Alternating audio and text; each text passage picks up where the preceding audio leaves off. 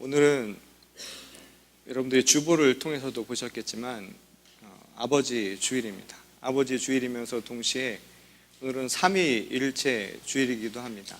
교회력으로는 삼위일체 주일이라고 하는데 많은 사람들에게 그렇게 낯익은 소리는 아닐 수도 있을지도 모르겠습니다. 아버지 주일이야 우리가 너무나 잘 아는 것처럼 우리 육신의 아버지를 기리면서 맞는 날이기도 하고요. 또 평소에 하지 못한 이야기들 함께 나누는 시간이 되는 그런 날이기도 합니다. 하지만 오늘 삼위일체 주일을 맞이하여서는 우리 영적으로 하나님의 은혜가 무엇인가, 또 우리의 영적인 생명을 주신 그분의 뜻이 무엇인가를 기리는 날이기도 하죠.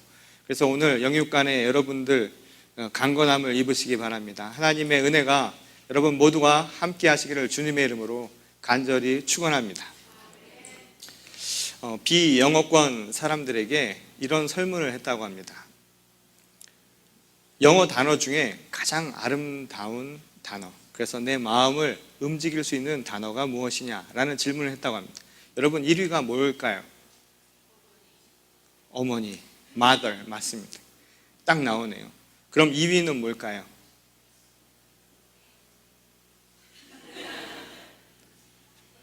(2위가) 뭐라고요? Father? Love. 비슷했는데요. 2위는 놀랍게도 패션이었다고 합니다. 패션이 2위였고 3위가 love였다고 합니다. 우리가 기대했던 아버지는 없습니다. 순위권 밖에 밀려서 아버지는 없다는 겁니다. 하다못해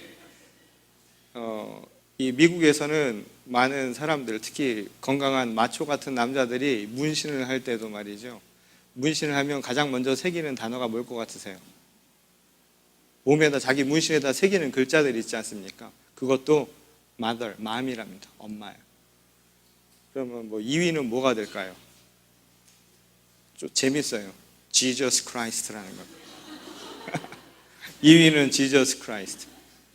그럼 3위는 뭘까요? Love요? 무슨 오토바이 이름이라는데, 무슨 이렇게 타는 오토바이라고 합니다. 무슨 할리 데이비스. 그게 바로 세 번째로 새기는 거랍니다. 놀랍게도 문신을 하는 사람도 아버지는 안 새긴다는 겁니다. 왜 그럴까요? 왜 아버지에 대한 그 사람들의 반응들이 이렇게 나타날까요? 저는 제가 항상 그런 이야기를 하곤 했는데, 아버지 하면 껍데기 같다고. 저 스스로도 아버지가 되는데 껍데기가 아닌가, 이런 생각을 해보곤 합니다.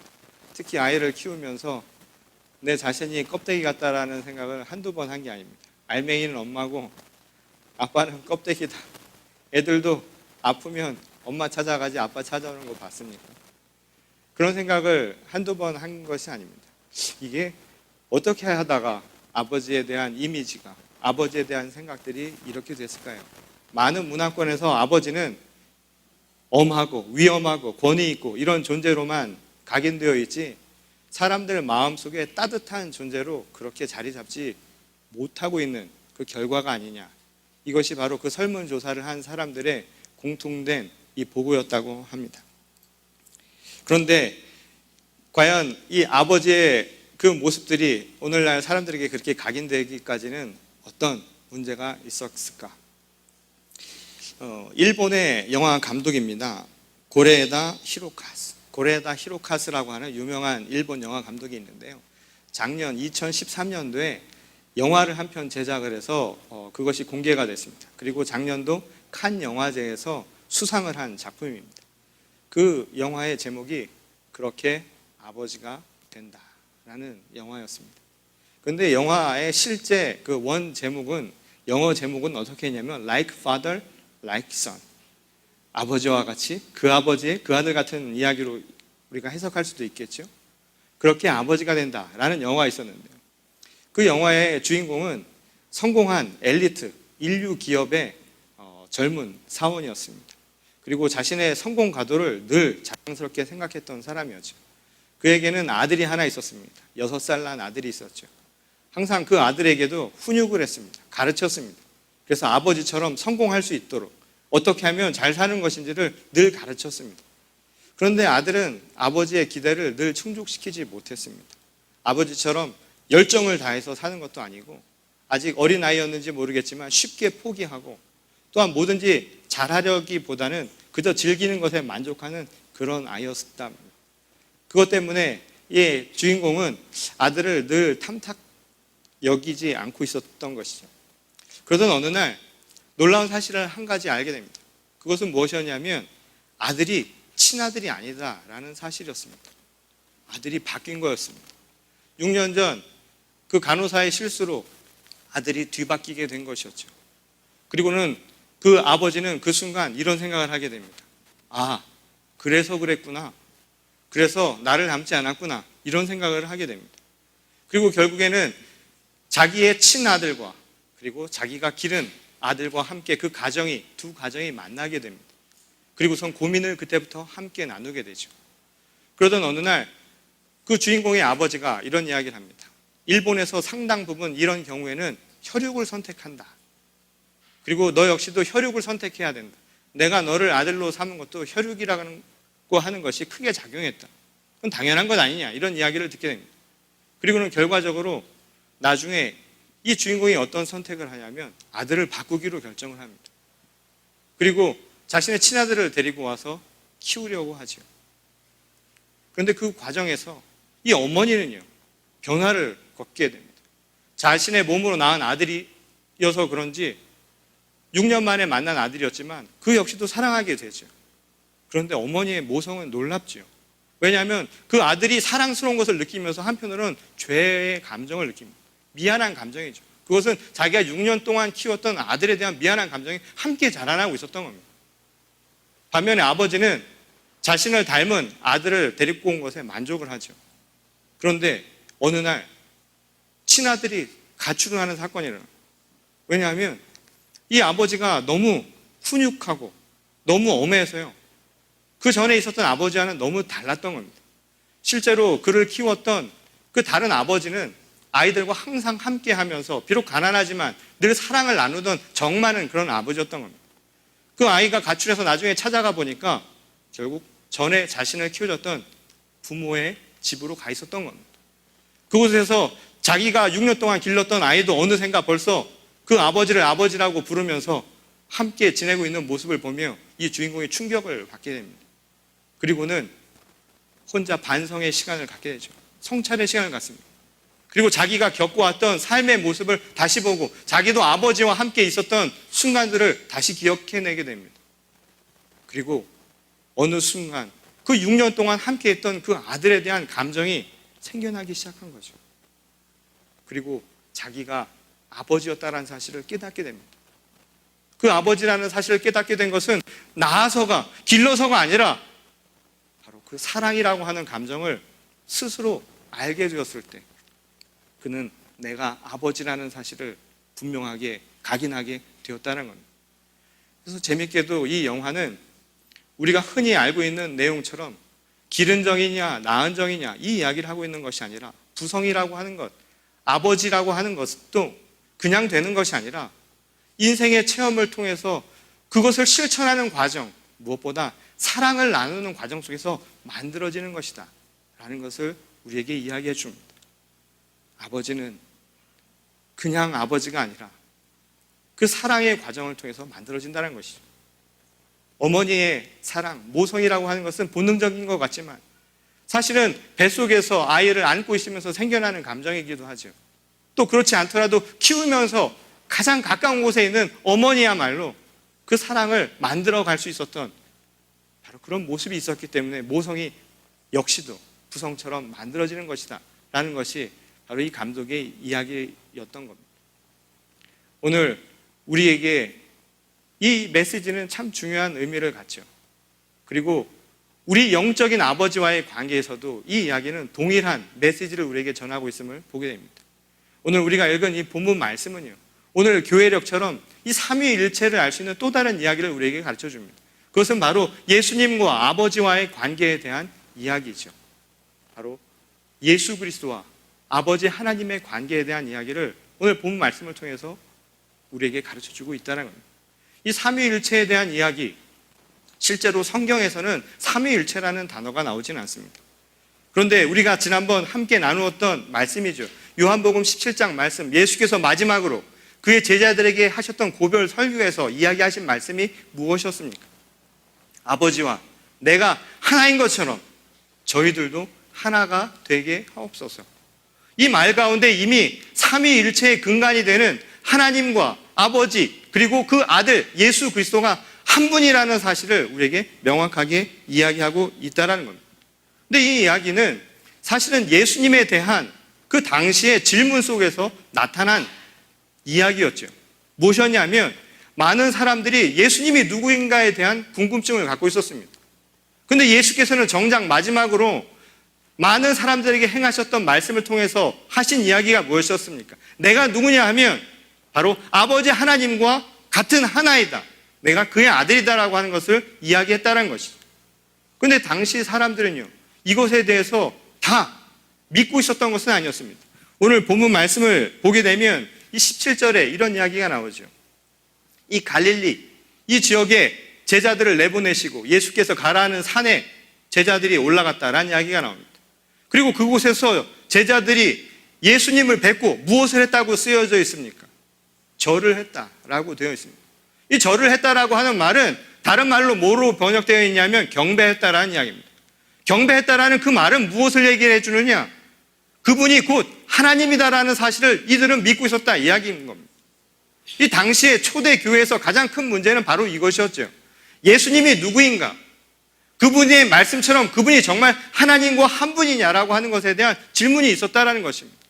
그런데 그 말씀 바로 뒤에 무엇이 나옵니까?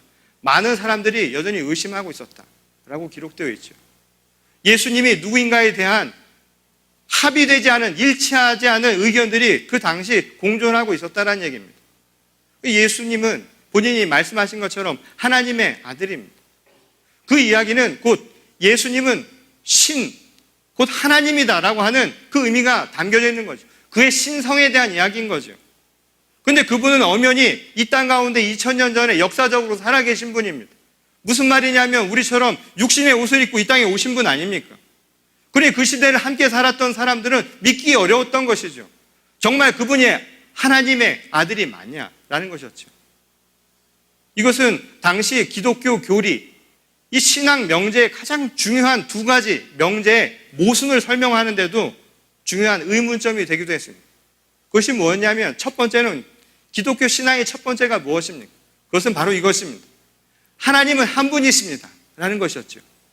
오직 살아계신 하나님은 한 분뿐입니다. 유일한 우리의 여호와 아버지 한 분뿐입니다. 이것은 당시 유대교뿐만 아니라 많은 사람들이 다 공통적으로 일치하던 생각이었습니다. 이것은 기독교인들뿐만 아니라 당시 유대교인들도 인정하는 유일신 사상이었죠. 하나님은 오직 한 분뿐입니다 라는 이야기였던 거예요. 그런데 기독교의 두 번째 교리의 신앙, 이 명제가 문제입니다. 두 번째는 무엇인가 하면 우리가 믿는 그리스도는, 우리를 구원하신 그리스도는 바로 하나님이십니다 라는 겁니다. 그분은 곧 신입니다. 우리를 구원하실 구원자이십니다 라는 고백이었던 겁니다. 하나님과 한 분이라는 이 이야기인 거죠. 결국은 이것을 단적으로 보여주는 사건이 무엇입니까? 그분이 단순히 육신을 입은 인간이 아니라 그분 역시 하나님이라고 하는 것을 알려줄 수 있는 단적인 사건이 무엇입니까? 여러분, 무엇입니까? 바로 부활 아닙니까? 사람이 어떻게 다시 삽니까? 부활하신 사건이 바로 그것을 설명해 주는 거죠. 그분이 아버지의 아들이라는 사실을 단적으로 보여주는 사건 아닙니까?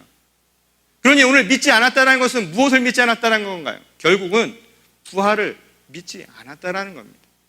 그분이 하나님이라는 사실을 믿지 않았다는 것이죠.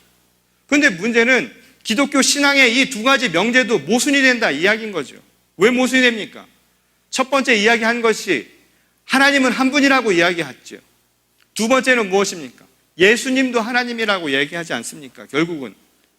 그러면 처음 것과 두 번째 것이 말이 안 맞지 않습니까? 하나님은 한 분인데 예수님도 하나님이라고 이야기하니 이 두 가지가 맞지 않게 되었다는 겁니다. 이것이 바로 초기 기독교 신앙의 가장 큰 장애물 가운데 하나였죠. 그래서 실제로 이 로마의 황제를 통해서 기독교가 공인이 되고 난 뒤였죠. AD 325년에 니케아라고 하는 곳에서 공의회가 열립니다. 니케아 공의회를 통해서 그때 발표된 것이 무엇인가? 바로 이 삼위일체에 대한 이야기였습니다. 그 삼위일체의 핵심은 다른 것이 아니었습니다. 예수님도 하나님이라는 사실을 증명해야 하는 것이었죠.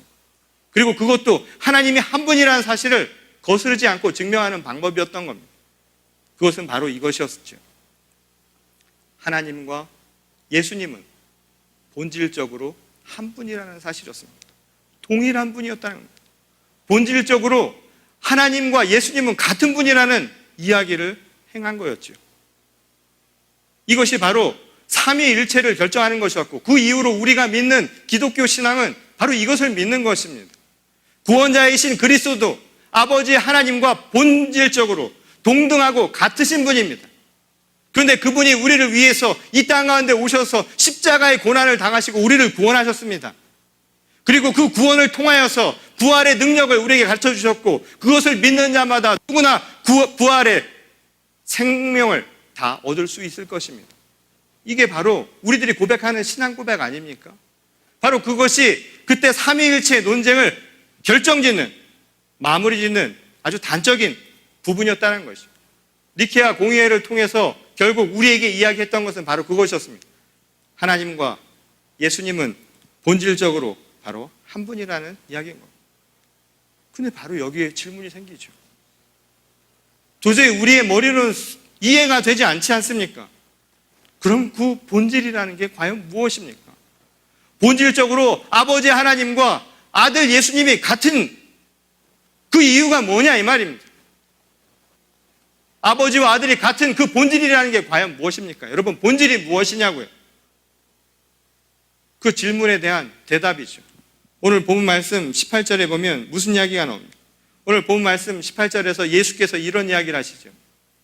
나는 아버지로부터 하늘과 땅의 권세를 받았다라는 사실입니다. 하늘과 땅의 권세, 오늘 우리가 찬양하면서도 이야기했지만 만물을 창조하신 분은 누구십니까? 오직 하나님 한 분뿐입니다. 여러분, 창세기 1장 1절에 나오는 이야기가 뭡니까? 태초에 그 말씀이요, 모든 만물을 연 것 아닙니까? 오늘 우리가 살아가는 순간순간에 모든 것들은 다 누가 만드셨습니까? 지으신 이는 오직 하나님 한 분뿐이라는 사실 아닙니까? 지금 예수께서 그 이야기를 상기시키는 거죠. 그것은 그 당시 유대 사람이라면 다 아는 내용입니다. 아버지 하나님이 우주 만물을 지으셨고, 그 만물을 만드신 그 우주 만물을 창조하실 뿐만 아니라 그것을 운행하는 분도 오직 하나님 뿐이라는 사실이죠. 하나님의 섭리 아닙니까? 하나님의 뜻과 의지에 따라서 움직이는 것 아니겠느냐 이 말입니다. 이것이 본질 아니냐라는 것이죠. 그리고 그것을 받았다는 것은 결국 무엇입니까? 상속자 아닙니까? Like father, like son. 그 아버지처럼 그 아들도 그 고난을 받았다는 것은 바로 창조의 능력, 그리고 창조의 그 모든 우주 만물을 움직이는 고난을 바로 다 받았다라는 이야기. 곧 그분이 하나님의 능력을 받은, 우리 인간이 아니라 우리 육신의 옷을 입고 오셨더라도 그분은 하나님과 같은 분이라는 사실을 증명하는 내용이라는 것이죠. 여러분, 그렇게 믿으십니까? 이 반응들이 오늘은 굉장히 더디 오시는데, 이게 참말이요 하는 반응이신데, 그런데 말이죠, 이 말을 듣고 나서 여기서 끝나는 얘기가 아니죠. 오늘날 우리는 그것을 고백할 수 있습니다. 근데 당시 사람들이 그것에 대해서 어떤 반발을 가졌는 줄 아십니까? 아니, 하늘과 땅의 권세를 가졌다는 거 여러분 들으면 무슨 생각이 드세요? 왕이란 소리 아닙니까? 당시의 생각으로는요, 모든 권한을 가진, 모든 파워를 다 가진 분인데, 문제는요, 예수님의 삶의 모습을 한번 보십시오. 어땠는가? 정말 하늘의 권한을 갖고 땅의 권한을 가진 분이라고 얘기할 수 있을까요? 당시 유대 사람들의 눈에는요, 전혀 그렇게 보이지 않았죠. 아버지가 가난한 집에 가정에 아버지가 걱정 말라고, 내가 다 할 수 있다고, 응? 야, 아버지가 받은 게 얼마인데 걱정하지 말라고. 근데 자식이 보기에는 쥐뿔도 없는 거죠. 아무것도 없는데 보이는 게 그건데 말이죠. 그거 뭘로 보이겠습니까? 제대로 들리지 않겠죠. 당시 예수님은 말이죠, 하늘의 권력, 땅의 권력을 가졌다라고 보기에는 너무나 초라한 분 아닙니까? 이 땅에 오셔서 행한 것이 한 가지도 없다라고 생각하는 것이죠. 만약 힘이 있는 분이라면 당시 로마에, 당시 그 제국에 죽어가는 민족들을 그렇게 보고 있다는 게 이해가 됩니까? 오늘날 같았으면 청문회감 아닙니까? 촛불 집회가 열려도 몇 번 열렸겠죠. 말도 안 되는 것 아닙니까?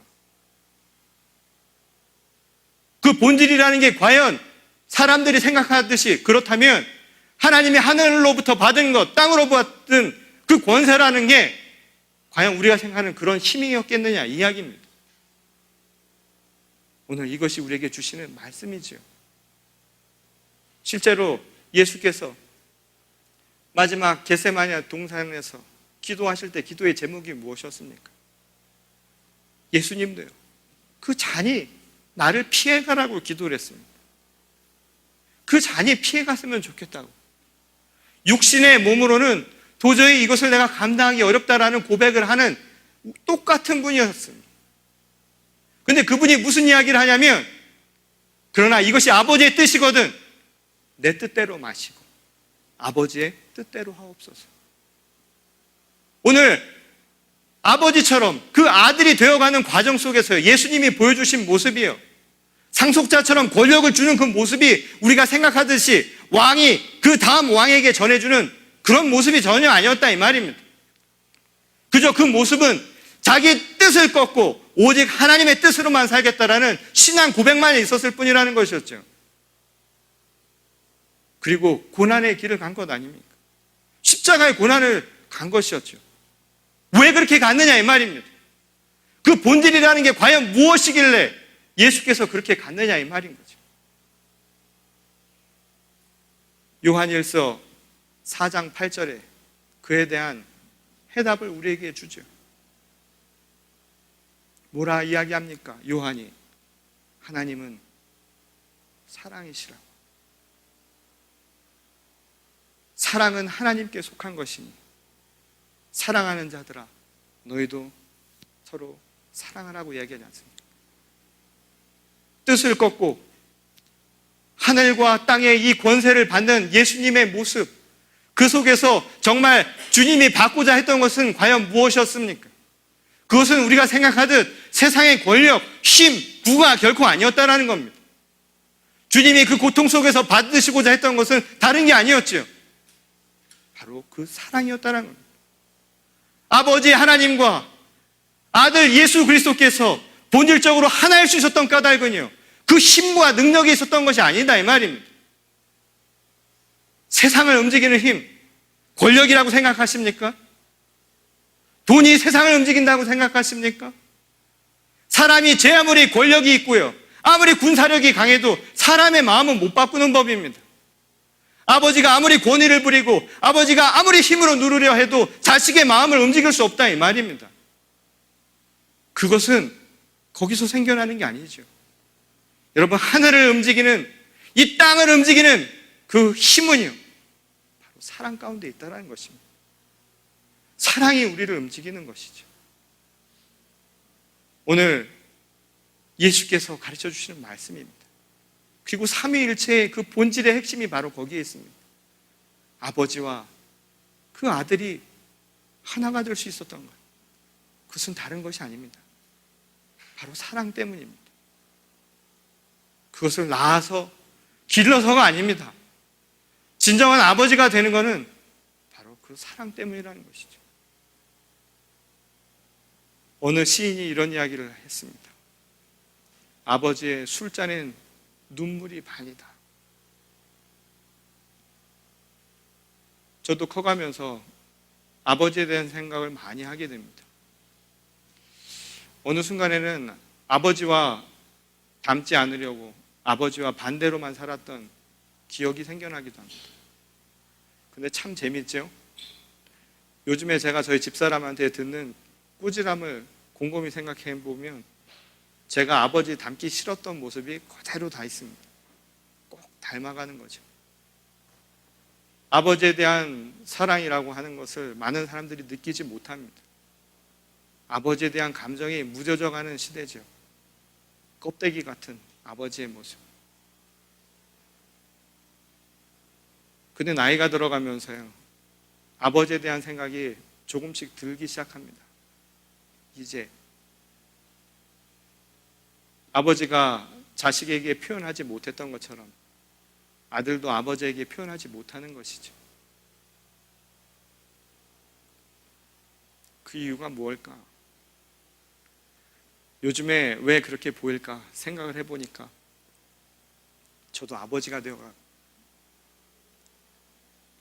되어가면서 전에는 몰랐던 사랑에 대한 것을 느끼게 됩니다. 자식을 키우는 우리 부모님들은 다 아실 겁니다.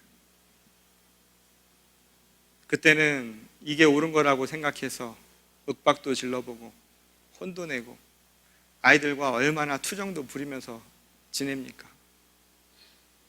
근데 지내놓고 보면 그 마음속에 우리를 가득 채우고 서로를 지탱해주는 힘은 다른 게 아니라 서로를 향한 사랑의 마음이었다는 생각을 해보는 것이죠. 그 마음이 생겨나니까 전에는 안 보이던 아버지의 모습이 보이기 시작했습니다. 아버지가 된다는 것, 그것은 오늘 제가 초두에 이야기했던 것처럼 어떤 의미에서는 아들이 되는 모습이기도 하지요. 오늘 그렇게 아버지가 된다는 것은 다른 것이 아닙니다. 우리도 하나님을 닮아가는 것입니다. 그리고 그리스도 예수께서 그 아버지를 닮아서 아버지가 되어간 것처럼 오늘 우리 모두에게도 말씀하십니다. 우리도 그 아버지를 닮아가라고요. 그 아버지를 닮아가는 모습은 다른 게 아닙니다. 사랑입니다. 오늘 우리를 움직이는, 이 세상 만물을 움직이는 힘은 바로 사랑입니다. 지나간 세월 동안 우리가 받았던 아버지의 사랑 얼마나 큽니까? 보이지 않게 흘렸던 그 눈물과 그리고 그 삶의 무게, 오늘 우리가 함께 나누는 시간입니다. 우리도 그 짐을 함께 나누고요. 오늘 예수 그리스도께서 세상의 많은 아버지들을 부르십니다. 오늘 아버지가 우리에게 주신 그 사랑처럼 너희도 가서 아버지와 아들과 성령의 이름으로, 곧 삼위일체 바로 사랑의 이름으로 많은 사람들에게 세례를 주라라고 이야기를 하십니다. 오늘 우리 받은 사랑을 생각하면서 그 사랑을 함께 나누는 저희 모두가 될 수 있기를 소망합니다. 오늘날 많은 모습들이요, 세상의 모습이 사랑을 잃어가지 않습니까? 여러분, 그런 믿음 생기지 않으세요? 세상을 무엇이 변화시킬 것 같습니까? 바로 우리 마음, 하나님이 주신 그 사랑의 마음이 우리들의 삶뿐만 아니라 이 시대를 변화시켜 갈 줄 믿습니다. 저와 여러분 모두에게 그 하나님의 크신 사랑이 늘 함께하기를 주님의 이름으로 간절히 축원합니다. 우리 다 같이 기도하겠습니다.